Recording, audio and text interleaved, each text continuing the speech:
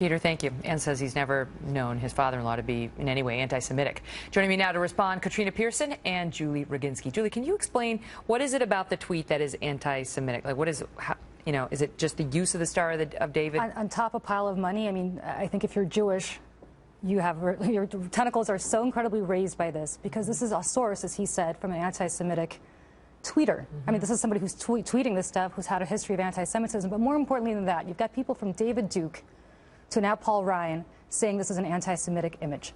Clearly, the message is very obvious to people who understand this, and the history of this is so repugnant, because if you know anything about 20th century anti-Semitism, this is the kind of imagery that was used consistently in 1900s Russia, in 1930s Germany, so on and so forth. And Donald Trump has a history of this. It's not just this tweet.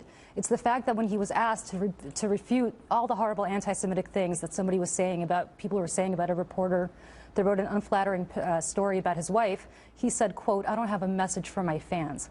When they were saying the most vile, atrocious anti-Semitic thing to her.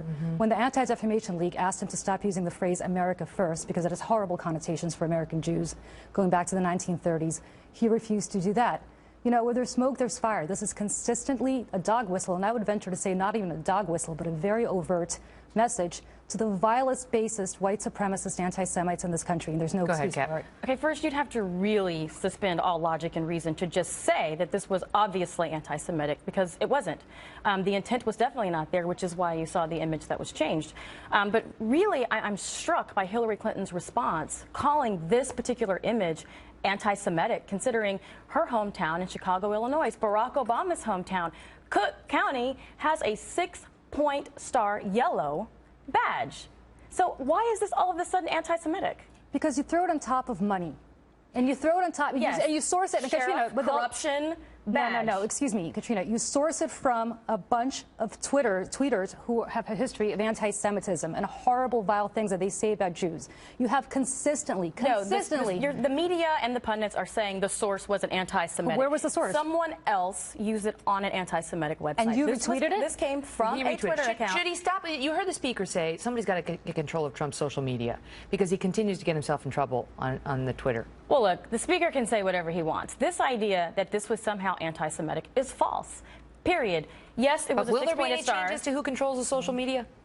Well, I don't know. You have to ask Mr. Trump that if he decides to make changes. Did Trump retweet that, or was it an underling? No, this was Dan Scavino, who already came out and said there was no intent here. Dan Scavino is married to a Jewish woman. You know, that whole concept of Dan Scavino is married to a Jewish woman, Ivanka Trump is Jewish, that's the last refuge of anti-Semites and racists. Some of my best friends are black. Some of my best friends are Jewish. Give me a break. It is a defense. There is a consistent pattern here with Donald Trump. This is not a partisan thing on my part. I have to ask you before we go. Yeah. Do we have time for the soundbite? I want to hear the Donald Trump soundbite on Saddam Hussein.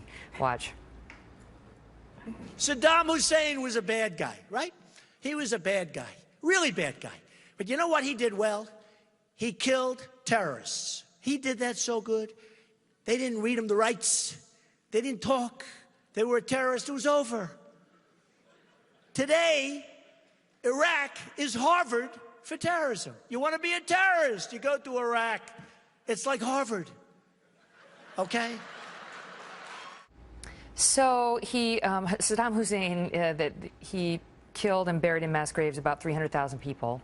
And the rub on this, Katrina, is he should not be citing Saddam Hussein in any positive way, even if it's to kill terrorists. Well, the idea is the destabilization of the Middle East, and the simple fact that we have terrorism running rampant today. This last 2 weeks is quite obvious that we have a serious problem here, and Hillary Clinton was a part of that. But his critics Saddam are saying Hussein has done don't cite him in any way. Like, when you gas your own people, you don't get to wind up in the mouth of a U.S. presidential This is why it matters, because we're going to continue doing illegal things, going into sovereign nations, overthrowing governments, allowing terrorism to flourish if Hillary Clinton becomes president. That's why it's important. Quickly. Donald Trump wanted to go in and, quote-unquote, take Iraq's oil. How is he going to do that? Go into the sovereign nation? Listen, Saddam Hussein went and rained Scud missiles upon Tel Aviv. There were plenty of Jews in Tel Aviv who suffered at the terrorism of Saddam Hussein. He says if you're going to go in, get something out of it. This is not a good day for Donald Trump and the Jewish community. I'll leave it at that. All right. And yes, we will. Great to see you both. Thank you. Thank you. So up next, more than 60 people are shot in one deadly holiday weekend in Chicago. And tonight, some want to know, where are the anti-gun Democrats now? We'll hear from radio host Kevin Jackson and Richard Fowler next.